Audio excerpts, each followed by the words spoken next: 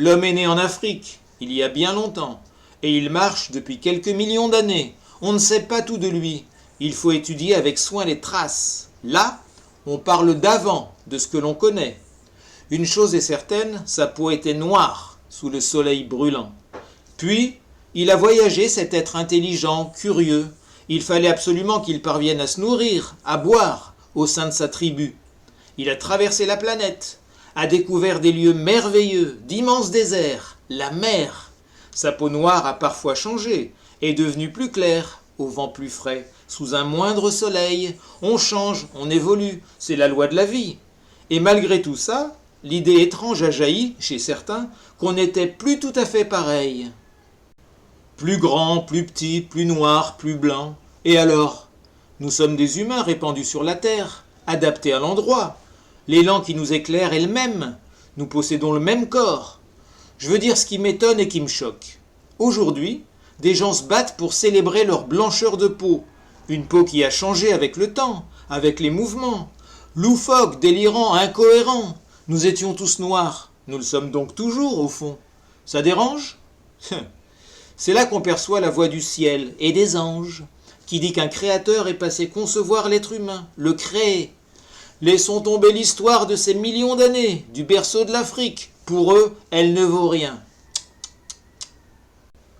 Et cette polémique procure aux croyants des opinions illusoires, en les poussant à oublier leur origine, leur premier pas sur le sol, le moment incroyable où ils ont quitté l'arbre, ont marché sur le sable, affamés, assoiffés. Le mensonge culmine et fait tout s'évanouir. Nous sommes différents, ne nous ressemblons pas, et je ne connais rien de ta tribu. On peut même en venir aux mains, ou pire. Je préfère te dire va-t'en, c'est plus prudent.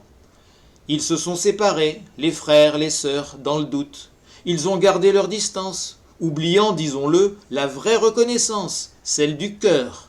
Ils sont retournés en arrière, vers la peur que leur inspiraient les animaux, la nuit, quand ils se rassuraient dans la mêlée, armés de bâtons, immobiles, bien serrés. L'homme s'est craint lui-même, étendit ce fléau sur la terre. Il y eut des guerres, des tortures, et depuis, rien n'a changé. Tout ça continue, minablement. Maintenant, les hommes se tuent parce qu'ils sont différents. Nomme ça culture ou bêtise. C'est tellement extravagant. L'homme était noir, sa peau a blanchi, c'est normal. Et cette mutation a apporté le mal et la violence. Ils l'ont même nié, les Blancs. Ont prétendu avoir toujours été ainsi, depuis le début. La noirceur les a gênés. Terreur de la nuit, de l'animal, du passé, d'autre chose. Ce qui vraiment me terrifie, c'est l'assurance avec laquelle ils font savoir les raisons qui déterminent qu'ils ont raison, qu'ils sont mieux, qu'ils ont la meilleure position, la première, et qu'ils méritent donc le pouvoir. Tu as noté? Le mot mérite est revenu. Pas facile de le quitter, ce sparadrap. Vu du fond du cosmos, tout près de l'au-delà, ce combat semblerait absurde, saugrenu. L'humain donne parfois une image bizarre de lui. Il lui arrive de se dépasser, si l'on peut dire. On peut louer son ingéniosité, mais sur le plan des relations, quel cauchemar! L'homme se tue lui-même, un vrai petit scorpion, et il tue tous les autres, c'est sa destinée. Une histoire qui ne peut que mal s'arrêter. On approche de la fin, de toute façon. Les blancs, les noirs, distinction un peu ridicule, ce sont les mêmes. Aveugles des deux côtés, ils se frappent sans voir, me font un peu pitié. Mais pas trop. Ces imbéciles sont des crapules. L'Église n'aide en rien. On s'est interrogé chez les religieux pour savoir s'ils possédaient une âme, les Noirs. La superstition rend niais. Et puis, n'oublions pas les leçons du passé. Les guerres racistes ont grandement tué, on le sait. Le réfuter serait illogique. La personne raciste est avant tout sadique. Elle a peur. Elle veut donc se débarrasser de ce qui la dérange. Ça lui fait du bien. Ce ravissement s'installe, se développe, excite le tueur et finalement stoppe chacune des tensions. C'est ce qu'il croit du moins, parce que ça recommence. On s'habitue très vite.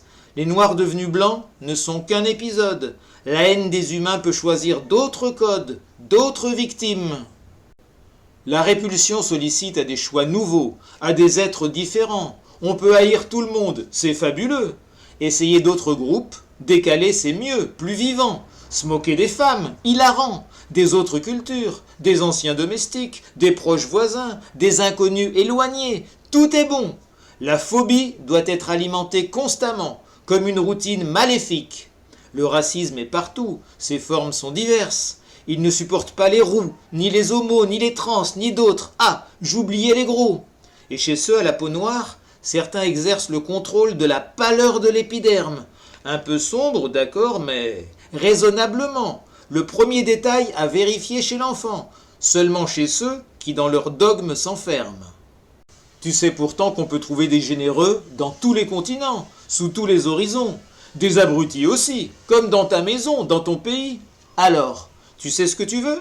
Tu continues comme ça? Ou bien je t'explique à nouveau l'ineptie de ton raisonnement? Tu dois juste penser, continuellement, que dans chaque raciste se trouve un sadique.